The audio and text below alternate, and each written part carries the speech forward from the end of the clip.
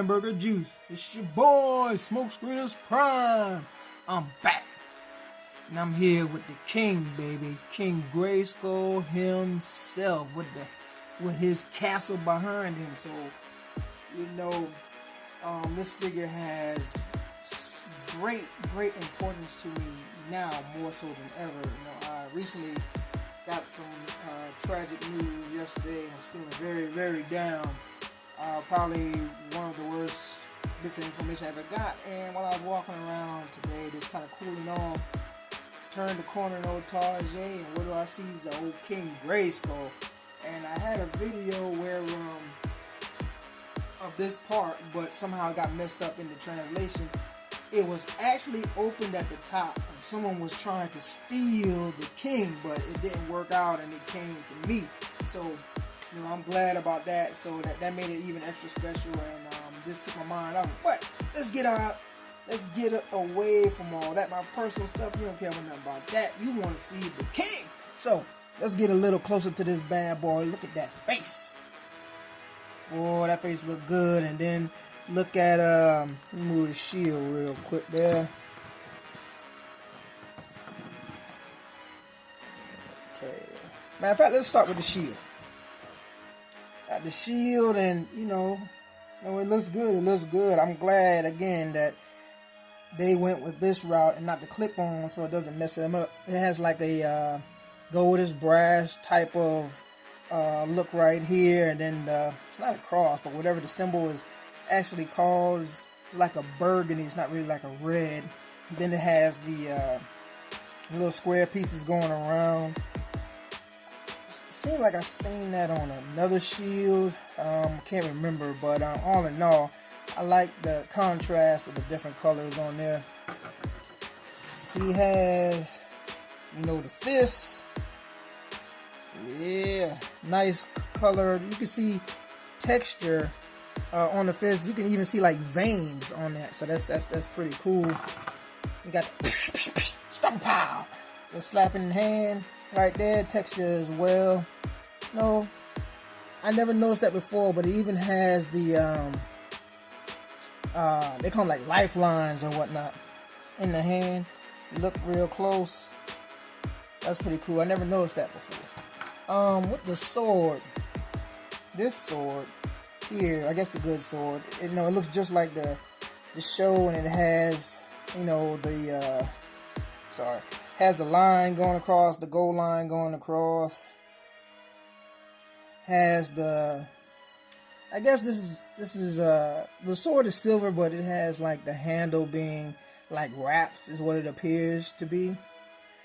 And then for the evil version, it has like not spiky, but it's like little spiky tips going around the handle, which is interesting. Never noticed that before. And of course, it has the little hook in this piece right here.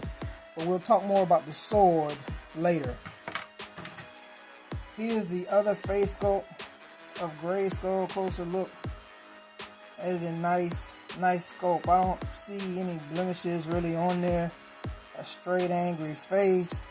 Has, you know, the red wraps around the hair that's hanging, and you can see on the locks they really did a good job. Focus. They really did a good job on the locks. It really looks real. Of course, there's a red one in the back. It has that emblem in the back, but it's gold or goldish brass, I should say. More looks of the hair, of the locks. Looks good. Looks good. Of course, he's got that angry look. Slide that piece out the way. Let's go to this stoic look. Looks good. There's the emblem right there, like the shield. We'll talk more about that later on, the emblem. But getting to Grayskull, the body is, you know, the same. There's no real difference except for, you know, he has the longer pieces for the hair. You know, the arm goes out. So not stiff at all. I'm not worrying about anything breaking. Goes out here, does what a lot of people call the Van Damme. Let's see if he can hold it. Oh, hamburger juice. Grayskull doing the vein down. All right, and then he has the dark brown boots, and it has like an even darker wrap around both. The loincloth it's almost peach looking. It's like almost peach with a white looking overlay wash, whatever you want to call it. It's interesting is but what's really different is the cape. Whereas the Grayskulls in before, they had like that hard furry piece at the top, but this one's real soft. Feels almost like like someone cut hair off a cat and stuck it on there. The way it feels, a nice soft feel. And then the cape itself has wires, but it's just two. It's one on each side. So this time I was able, after tightening up the straps in the back, to take it out Batman style. So that was pretty good. Before, it wouldn't do it. And what I'll say is, with your cape, if it's like hanging real loose or the straps are down, you have to try and tighten it, because my straps was very loose. I would tighten one, the other one kept popping out. So I actually had to take like a little bit of glue and put it on one of the straps to keep it from falling off, because I'm not taking the strap off anyway. So let's now move on to the other aspects of the figure. Okay, so the one real big missed opportunity is right here with these swords. I mean, look, how are you not able to put these together? Yes, you can do the pulling apart, and that you couldn't do that, but it should still be situated to where you can put these swords together like they did in the cartoon. What's the point of really having these two swords and not putting them together? You're just showing them being pulled apart. That's foolishness. This is where they should have took another cue from 2000X, because they have a lot of cues from 2000X. Here you have the good sword, here you have the bad sword, so to speak. It has the skull, everything on there. This one has the bird. Even though they both came with Skeletor, right? We're not gonna go into all the ins and outs of that, but yeah, you have the two halves, right? You can even look at one of the posts I did on YouTube to kind of recreate that moment. Now look, bam, bam. It's too easy. They could have did this.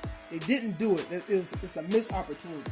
So right now, what I'm going to do is is going to do a size comparison. I'm going to compare the capes as well to the figures that I have with capes. So the first one I'm going to compare with the cape is Skelegod. Now, Skelegod doesn't have a wire in him. He's bigger than him as usual. You can see the back. His cape just flops compared to Grayskull's. You can see a little bit of the wire. You can see a little bit of the wire protruding out, but as far as it like staying up like that, that's about it. It's like flimsy. I think they should have had another one up in here, but it does the job. Could have been better, but I'm not gonna complain. The next figure with the cape is Skelegod. Not Skelegod. Scareglow. Sorry. This Scareglow is not the exclusive one, so as most people know who got him instead of the exclusive, because it was too expensive for a lot of people. It has no wires again. No wires again. So with it having no wires again, they gave it some rips and whatnot. Kind of like how Grayskull is. His rips are a little different, but if his didn't have wires, it kind of along the same scale, right? So move him out of the way. Now I'm gonna do a size comparison with him and my 2000X, so to speak, trap jaw. I'm gonna let him get some shine time. So yeah, I still love this arm I put on from the 2000X trap jaw better than the one he came with. Here's another little side view. I gotta put a video up. I haven't done it yet. I don't know why, but I gotta put this video up. Get him out the way. Now the one thing I want to do is another size comparison with. No, let me take that back. What a lot of people have been saying is, why does his crest look like this, right? And I don't know why people, if you're a true Masters of the Universe fan, you would know why. Here's the 2000X He-Man that was overseas. It's called Dragon something, I can't remember, because it came with the Dragon Walker. But if you look, you can see, move his hair a little bit to the side, you can see, no, that's where it comes from. He just doesn't have this He-Man had the belt on it as well. He doesn't, but you can see that's where they get that from this 2000X He-Man. So we're gonna do a size comparison with here's the basic well, not the basic, but there's no He-Man that came. I swapped the head, the faker head, and changed the eyes because I just didn't like the head sculpt on it. It wasn't horrible, but I didn't like it. Another thing I didn't like is, as you can see, if you compare, I don't know why they made his color so bright. No, this He-Man on the cartoon, has always been a little darker to kind of fool people into him and Adam not being the same one. So I don't know why they made him so light. It doesn't bother me as much, but I think if they should have had his skin tone not as dark as this, but a little darker, and maybe that's why they did that, because they knew they was gonna be making Grayskull black. But that's neither here nor there. This, of course, is not the regular harness. It's the one that came from this particular He-Man. I just threw it up because I swapped them out. I just wanted to see originally how it would look on him. As you can see, this He-Man look like he got on a doggone. He look like he got on a training bra, and he's like a 36. You know what I'm saying? But this is the actual one that it came on. I just threw this bad boy on here in its place. But the story is on Grayskull. All in all, I give this figure I give him a 9 out of 10. Now this is just me. The reason why I give him a 9 is because I love the face sculpts are awesome. The amount of detail they did with the braids is awesome. I love the shield. Oh, I didn't do too much of the shield, but here's the shield. Oh yeah, I did. I love the shield. The swords again were a nice touch, but they missed the boat with being able to connect them. That was a big miss for me.